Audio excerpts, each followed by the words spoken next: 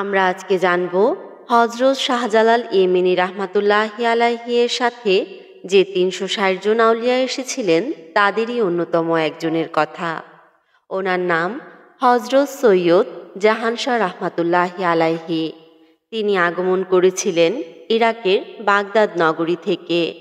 হজরত জাহান শাহ রাহমাতুল্লাহি আলাইহি এর পিতা ছিলেন হজরত আলেক শাহ রাহমাতুল্লাহি আলাইহি। তিনি দীর্ঘদিন মাওলা আলী কালামুল্লাহর মাজার শরীফের খেদমতে ছিলেন। তিনি বিখ্যাত সাধক ছিলেন।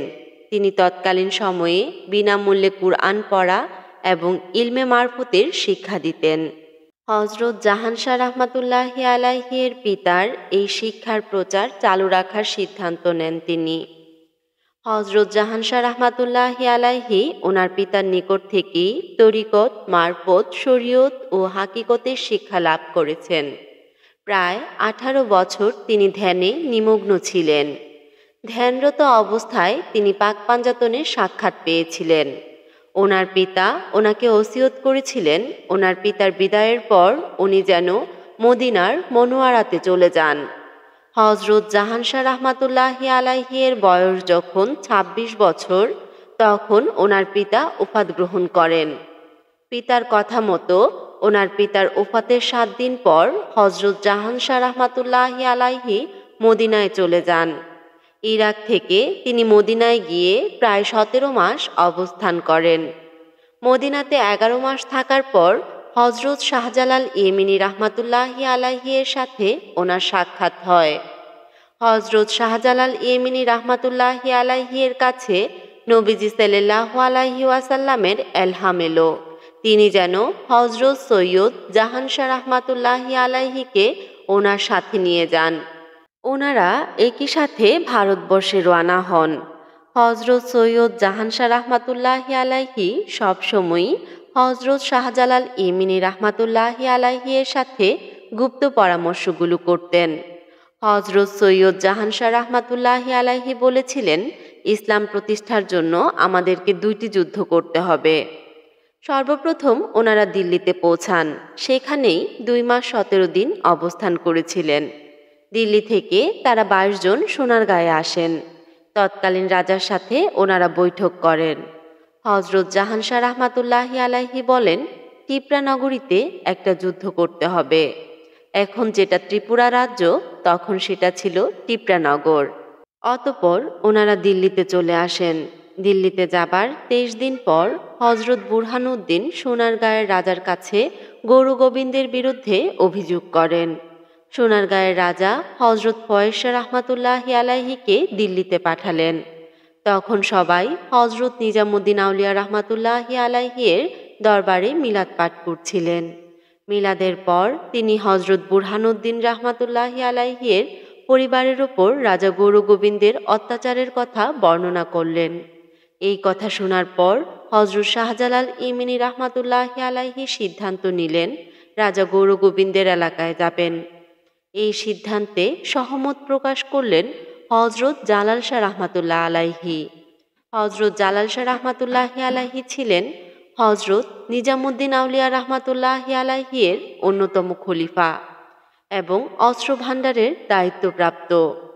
নিজামুদ্দিন আউলিয়া রাহমাতুল্লাহি আলাইহি এর অস্ত্র ভাণ্ডার হতে সকলকে অস্ত্র দিলেন তিনি। সেখান থেকে 360 জন আউলিয়া রওনা হয়ে গেলেন। আসার পথে সিদ্ধান্ত হয় 160 জন আউলিয়া চট্টগ্রামে চলে যাবেন, 100 জন চলে যাবেন ছাতক নামক স্থানে, আর 100 জন চলে আসবেন বর্তমান সুরমা নদীর তীরে। হজরত জাহান শাহ রাহমাতুল্লাহি আলাইহি আসার সময় হজরত নিজামুদ্দিন আউলিয়া রাহমাতুল্লাহি আলাইহি এর হাতের তলোয়ারটা চেয়েছিলেন। আজও হজরত জাহান শাহ রাহমাতুল্লাহি আলাইহি এর মাজার শরীফে হজরত নিজামুদ্দিন রাহমাতুল্লাহি আলাইহি এর সেই তলোয়ার বিদ্যমান রয়েছে। এই তলোয়ার এবং 100 জনকে নিয়ে হজরত শাহজালাল ইয়েমেনি রাহমাতুল্লাহি আলাইহি সিলেটে চলে আসেন।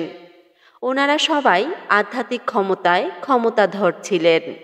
ওনারা বাতিনিতে এলহাম করার পর চট্টগ্রাম ও ছাতকে অবস্থান করা প্রত্যেকে সুরমা নদীর তীরে এসে উপস্থিত হলেন।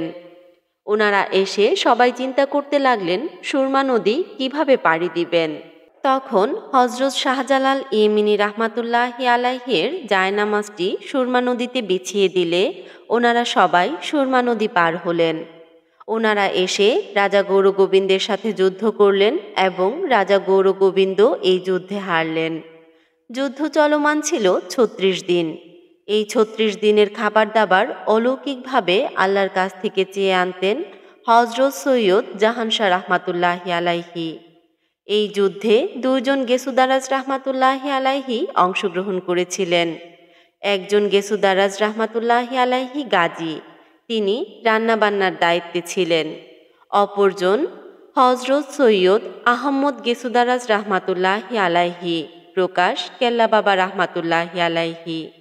এই যুদ্ধে সেনাপতি ছিলেন হজরত সৈয়দ নাসিরউদ্দিন সিপাতসালা রাহমাতুল্লাহি আলাইহি। ওনারা সকলেই ওনাদের জীবন, যৌবন, অর্থ সম্পদ উৎসর্গ করেছেন আল্লাহ ও রাসূলের সন্তুষ্টির জন্য। পাশাপাশি গোলামি ও খেদমত করেছেন ওনাদের স্বীয় মুর্শিদ হজরত শাহজালাল ইয়েমেনি রাহমাতুল্লাহি আলাইহির। এই যুদ্ধ শুরু হওয়ার 2 দিন পর 360 জন আউলিয়ার সাথে অন্যান্য লোকজন যোগ দেয়। তাদের সংখ্যা ছিল 87 জন। তাদের মধ্যে শহীদ হয়েছে 8 জন।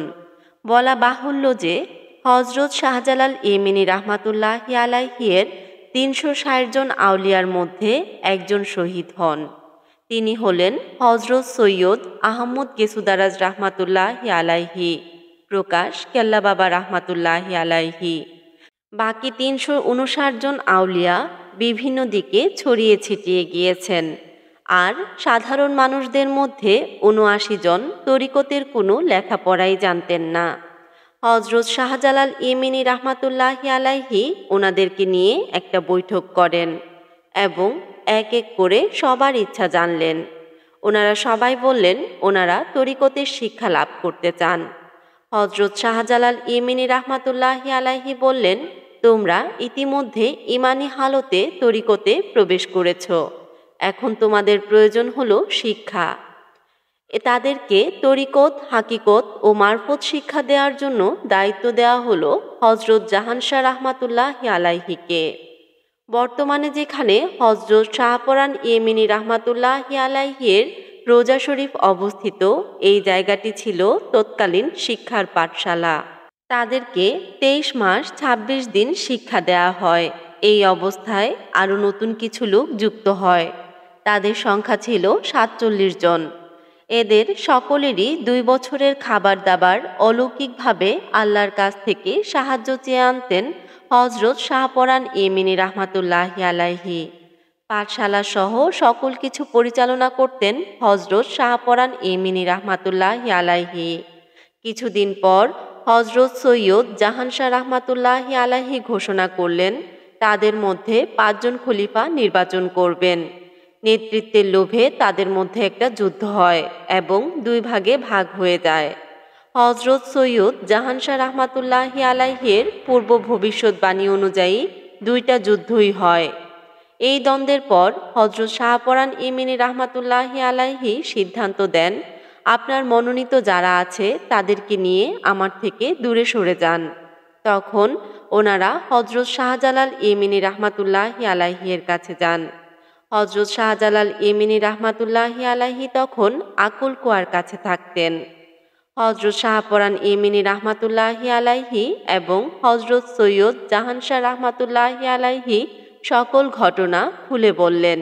সব কিছু শুনে হজরত শাহজালাল ইয়েমেনি রাহমাতুল্লাহি আলাইহি হজরত শাহপরান ইয়েমেনি রাহমাতুল্লাহি আলাইহির কাছে কিছু লোক রেখে দিলেন, আর কিছু লোককে দিয়ে দিলেন হজরত জাহানশাহ রাহমাতুল্লাহি আলাইহিকে। এবং হজরত জাহানশাহ রাহমাতুল্লাহি আলাইহি এবং হজরত শাহজালাল রাহমাতুল্লাহি আলাইহি নিজে এখন যেখানে হজরত জাহানশাহ রাহমাতুল্লাহি আলাইহির রোজা মোবারক বিদ্যমান, সেখানে 4 দিন অবস্থান করেন। তখন এই জায়গাকে চৌপাহাড় বলা হতো। এই গহীন জঙ্গল ওনারা 4 দিনে পরিষ্কার করেন। এই পাহাড়গুলোর সবচেয়ে উঁচু পাহাড় দিলেন হজরত জাহানশাহ রাহমাতুল্লাহি আলাইহিকে। তিনি সেখানে 2টি ঘর নির্মাণ করলেন। একটাতে তিনি থাকতেন, অপরটি ছিল পাঠশালা। এই পাঠশালায় তিনি দ্বীনি শিক্ষা দিতেন। শিক্ষা দেয়া অবস্থায় 4 মাসে আরও 130 জন যোগ হলো। সেইখানে ইনান মুশরেক নামক একজন অত্যাচারী দোসর ছিল। জাহান শাহ রহমাতুল্লাহি আলাইহির আস্তানা থেকে প্রায় 3 কিলোমিটার দূরে সে থাকত।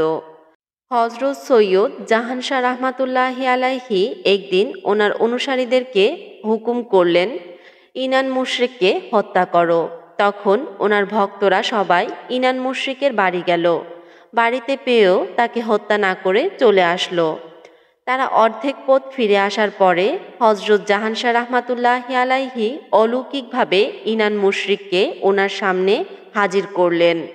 তিনি বললেন, তোমার অত্যাচার ও দস্যুবৃত্তি সকল কর্মই খারাপ। তোমাকে হত্যা করতে লোক পাঠিয়েছিলাম, তারা তোমাকে হত্যা না করেই ফিরে আসছে। তুমি এখন বলো, তুমি কি পরিশুদ্ধ হবে, নাকি তোমাকে নিজ হাতে আমি হত্যা করব? ইনান মুশরিক তখন ভয়ে ভীত হয়ে বলল, হুজুর, আমি একা নই, আমার সাথে আরও 804 জন আছে। আমি সকলকে নিয়ে আপনার অনুগত হব। ইনান মুশরিক সহ আরও 804 জন ওনার অনুগত হলেন এবং তাদেরকে তিনি শিক্ষা দিতে শুরু করলেন। 5 দিন শিক্ষা গ্রহণ করার পর একটা কথা নিয়ে ইনান মুশরিক বলল, হুজুর, আমরা আর শিক্ষা গ্রহণ করব না, আমাদেরকে চিরজীবন আপনার চরণে রাখুন। তখন হজরত সৈয়দ জাহান শাহ রহমাতুল্লাহি আলাইহি বললেন, তোমাদের কৃতকর্মের ফল অনুযায়ী তোমাদের মনুষ্যত্ব দিয়ে রাখা যাবে না। তখন ইনান মুশরিক উত্তরে বললেন, আপনি যেভাবেই রাখেন, আপনার চরণে থাকতে চাই। তখন 160 জনকে হনুমান, 240 জনকে বানর, 200 জনকে সাপ এবং 200 জনকে গিরগিটি এবং অন্যান্য প্রাণী করে দেন। বর্তমানে হজরত সৈয়দ জাহান শাহ রহমাতুল্লাহি আলাইহির মাজার শরীফে আসতে গেলে যত সাপ, হনুমান, বানর দেখা যায় তারা তাদেরই বংশধর। তাদের আচার আচরণ বানর, হনুমান কিংবা সাপের মতন নয়, একটু ব্যতিক্রম। তাদের অভিনয়গুলো মানুষের মতন। শুধু বানর, হনুমান বা সাপই নয়, ওনার মাজার শরীফে বাঘ, সিংহ এগুলো এখনও আসে। হজরত জাহান শাহ রহমাতুল্লাহি আলাইহি 123 বছর হায়াতে জিন্দিগিতে ছিলেন। হজরত সৈয়দ জাহান শাহ রহমাতুল্লাহি আলাইহির ভক্ত আশেকানদের মধ্যে 516 জন আজমিরে, 388 জন দিল্লিতে আছেন, যারা সুফি ও অলিতে রূপান্তরিত হয়েছেন। এখনও দিল্লি ও আজমিরে হজরত সৈয়দ জাহান শাহ রহমাতুল্লাহি আলাইহির 2টি খানকা রয়েছে। হজরত নাসিরউদ্দিন সিপাতসালা রহমাতুল্লাহি আলাইহির মাজার শরীফে ওনার 14 জন ভক্তের মাজার শরীফ রয়েছে। বর্তমানে হজরত জাহান শাহ রহমাতুল্লাহি আলাইহির আস্তানায় ওনার 1116 জনের মধ্যে 18 জনকে রেখে আর বাকিদেরকে বাংলাদেশের নানান প্রান্তে ছড়িয়ে ছিটিয়ে দিয়েছেন। বর্তমানেও ওনার এক ভক্ত আছে, ওনার নাম আলী হোসেন। ওনার বাড়ি ঢাকার মোহাম্মদপুরের বিহারি কলোনিতে। উনি 50 বছর এই রোজার খেদমতে নিয়োজিত ছিলেন। ওনার সাথে হজরত সৈয়দ জাহান শাহ রহমাতুল্লাহি আলাইহি নিজে সশরীরে দেখা করতে যেতেন। বলতেন, আলী হোসেন, তুমি আমার মসজিদের কাজ করো গিয়ে, ছাদ ঢালাই করে আবার চলে এসো। আলী হোসেনও ঢাকা থেকে চলে আসতেন ওনার মাজার শরীফে, এসে কাজ করে দিয়ে আবার চলে যেতেন।